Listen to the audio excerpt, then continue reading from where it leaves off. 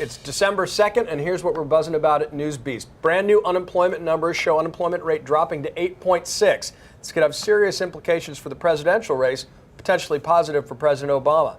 But first, our cheat picks. Lucas, good morning. What you got? Happy Feet 2, the new animated film featuring penguins. Meanwhile, the Republican primary is in disarray. They've got a whole circus going on there. But there's something new to worry about. Exactly. There's something new to worry about. And so here they are obsessing over these penguins and their environmental message and how it's brainwashing our children. I think it's just totally absurd and yet kind of wonderful.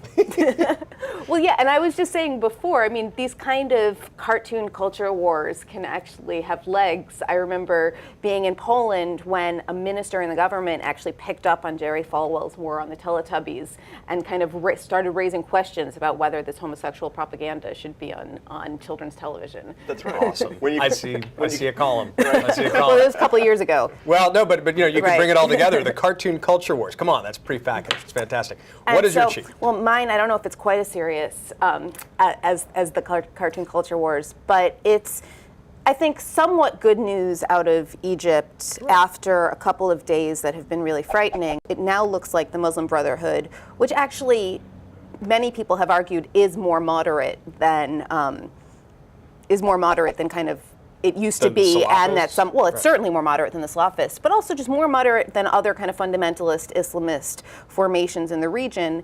It has now at least taken a step towards bearing that out in saying that it would prefer to form a government with the liberal bloc.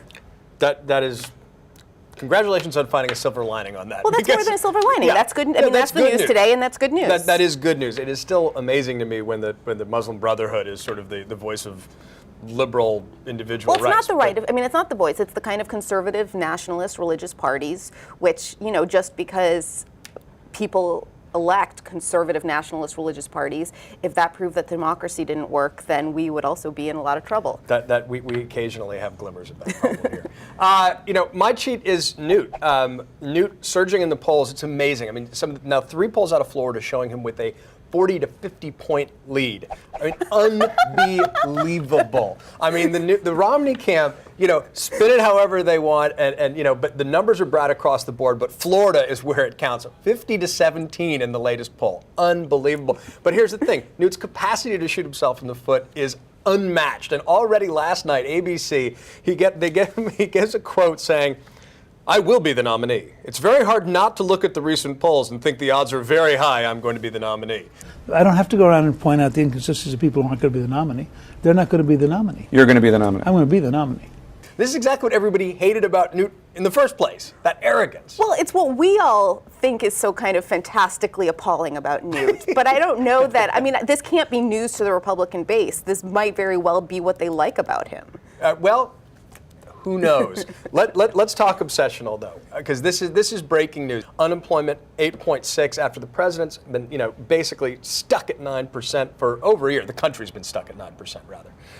This has got to be cheering in the White House. If you look at the numbers breaking down, private companies added 140,000 jobs last month, while the government lost 20,000 jobs. Right. That's pretty significant too in terms of putting some meat. And the other thing that's significant is that, you know, a lot of people are going to argue that the unemployment rate going down is just because people are dropping out of the labor force. Right. And there is certainly some of that, but there's also been 4 straight months of small increases, but increases nonetheless in just the percentage of the working age population that's actually working. That's right.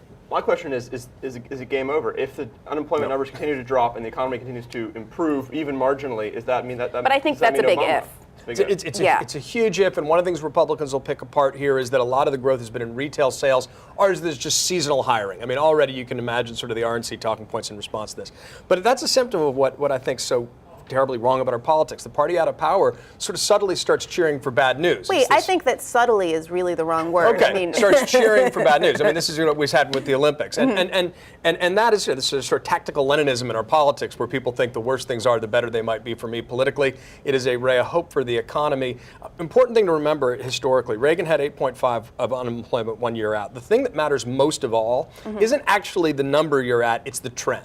And the trend creates the psychological condition. Now, we are still 11 months out from an election, so this is... Right, and there's still kind of really frightening things happening in Europe that could potentially torpedo this very shaky recovery. But yeah, I mean, at least they certainly, I mean, just on a political level, they can no longer say that, kind of Obama has done nothing to reverse the Bush recession. And more than that, since in as much as kind of these things are based on confidence and kind of animal spirits, they tend to build on themselves. And what was the unemployment number when Bush left? Was it 7.6? Was it? I think about that. Yeah. So yeah, that benchmark will be really fascinating just to see. Well, listen, we got the final word. Lucas? Ice-capades. Nice. All right. Well, as people say about democracy, it's messy. I'm going to do hyphenated. Fantastically appalling. That's all from us from NewsBeast today. We'll see you soon. All right. Thank you.